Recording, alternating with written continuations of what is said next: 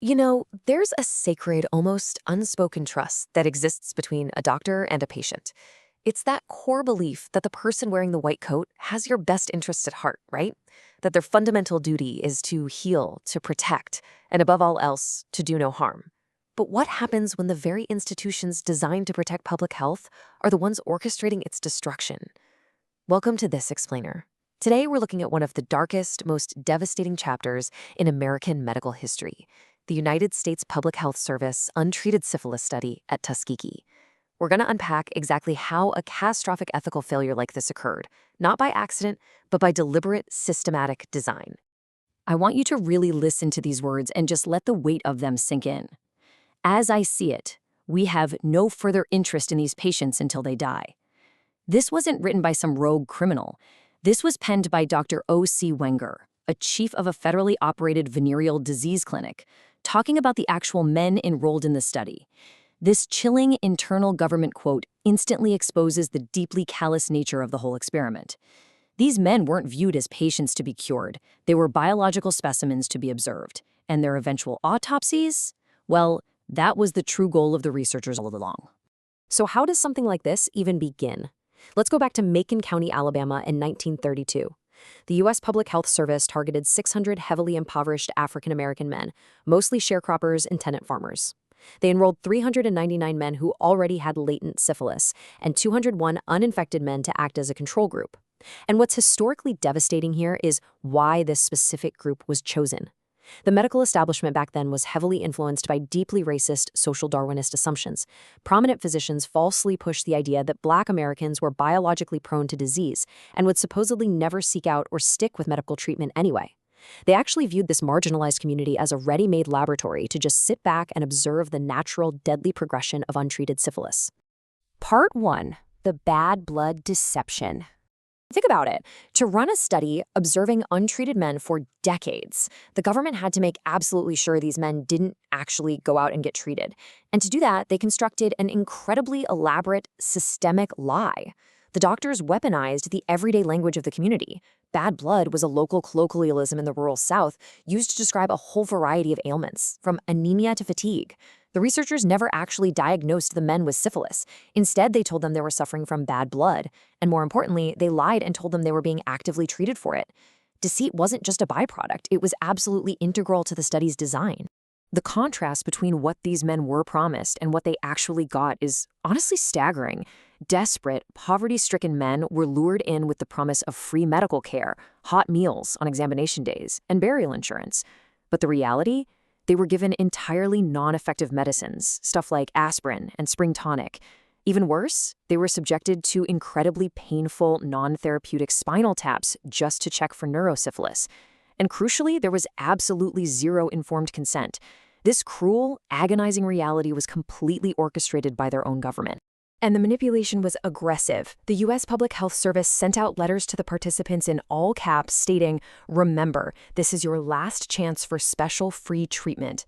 The doctors actively, intentionally coerced these men into returning for dangerous and painful procedures under the total guise of receiving special clinical care. The men eagerly participated because they truly, genuinely believed these expert government doctors were trying to cure them. Part 2. Withholding the penicillin here. Okay, so the study kicks off in 1932, but by the early 1940s, an absolute miracle happens in medicine. Penicillin becomes widely available and is established as the definitive, highly effective cure for syphilis. If this study was genuinely just about a lack of medical resources during the Depression, it would have ended right here. Instead, the researchers made the active, conscious choice to withhold penicillin from these men. They just kept observing them as they went blind, lost their minds, or died. Unbelievably, even in 1969, a federally operated Center for Disease Control Committee reviewed the study and actually decided to keep it going. It wasn't until 1972 that a press leak finally brought the whole thing crashing down. 256. I really want that number to sink in. That is the number of men the government actively intervened to keep sick. See, during World War II, many of the men in the study were subject to the military draft. Now, if drafted, the military would have tested them, found the syphilis, and cured it on the spot. To prevent this, the U.S. Public Health Service literally supplied the local draft board with a list of 256 participant names, specifically requesting that these men be excluded from treatment so the study wouldn't be interfered with. So, after a 40-year nightmare, how does this finally end? Spoiler alert, it wasn't through some internal moral correction. Internal ethical protests were repeatedly raised and completely dismissed by superiors. It ended in July 1972 strictly because Peter Buxton, a venereal disease investigator, leaked the horrifying truth to the press. The resulting national publication sparked overwhelming public outrage, and that finally forced the government to convene an advisory panel that immediately halted the experiment. Part 3, The Battle of Fred Gray. This is where legendary civil rights attorney Fred D. Gray stepped up to represent the survivors and their families. He filed a massive class action lawsuit, Pollard v. United States. Gray built this monumental case directly on the constitutional violations committed, the complete failure to obtain informed consent, and the deliberate withholding of effective, life-saving medical treatment. In 1974, he successfully secured a $10 million out-of-court settlement. That $10 million settlement was divided up based on participation. Living syphilitic group participants received $37,500, with smaller amounts distributed to the control group and the heirs of the deceased. The government also established the Tuskegee Health Benefit Program to provide lifetime medical care to the survivors, their wives, and their children. But let's be absolutely clear here. While this financial compensation was a massive legal victory, no amount of money could ever undo the agonizing deaths, the passing of the disease to spouses and children, and the deep generational suffering inflicted on Macon County. Part 4, The Birth of Modern Bioethics. Out of the literal ashes of this immense tragedy, the legal and ethical landscape of American medicine was fundamentally forced to change forever.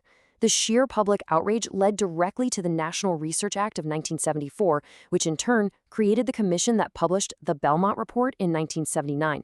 This is the foundational document of modern bioethics. It established the comprehensive, ironclad ethical guidelines that absolutely all human subject research must follow today. The Belmont Report laid down 3 non-negotiable core principles, and each one directly counters a specific failure of the Tuskegee experiment. First, respect for persons. This mandates absolute, voluntary, informed consent, meaning no more deceptive, bad blood lies. Second, beneficence. This requires researchers to maximize benefits and minimize harm, explicitly banning the deliberate withholding of a known cure like penicillin. And third, justice. This requires the equitable distribution of research risks, ensuring that vulnerable, impoverished, or marginalized populations are never again exploited for the supposed benefit of science. And to actually enforce these principles with teeth, the law now mandates institutional review boards, or IRBs. These independent boards serve as strict ethical gatekeepers. They review and approve all federally funded research protocols. They exist today strictly to ensure that no single researcher or government agency can ever again possess the unchecked, unquestioned, and secretive power we saw during those 40 years in Alabama. Part 5, A Long Overdue Apology. It took 25 years after the study was shut down for the highest office in the nation to formally address the men whose lives were destroyed. On May 16, 1997, President Bill Clinton delivered a formal presidential apology to the surviving participants and their families at the White House. Looking directly at the survivors, he stated, "The United States government did something that was wrong. Deeply, profoundly, morally wrong." It was a stark historical admission that the government had utterly broken the most fundamental trust with its own citizens. But what was absolutely crucial here is that the apology didn't shy away from the ugly root cause of the betrayal. President Clinton explicitly validated the inescapable historical reality, stating, "To our African-American citizens, I am sorry that your federal government orchestrated a study so clearly racist." It was an essential, albeit incredibly late, acknowledgement that the targeted exploitation of these men was fueled by systemic racism right from the very start. As the president noted in that same speech, what was done cannot be undone, but we can end the silence. To help build a lasting memorial and ensure this history is actively learned from, that apology included a federal investment to establish the National Center for Bioethics in Research and Healthcare at Tuskegee University, creating a permanent institution wholly dedicated to ethical medical oversight. But here's the thing we really need to take away from all this. The legacy of Tuskegee, it is definitely not safely confined to the history books. Its long shadow continues to stretch well into the present day. This ultimate betrayal left a permanent scar on the relationship between marginalized communities and biomedical institutions. When people express skepticism toward clinical trials, public health initiatives, or government medical authorities, it's very often rooted in the very real, very legitimate historical memory of exactly what the U.S. Public Health Service did to the men of Macon County. The creation of IRBs and bioethics reports are vital safeguards, absolutely. But they can't simply erase the past. So as we wrap up this explainer, I want to leave you with two profound questions to chew on, and I really encourage you to debate these in the comment section below. If medicine's prime directive is to do no harm, how do we repair public trust when the healers themselves become the perpetrators? And what unseen ethical blind spots might still exist in today's medical research?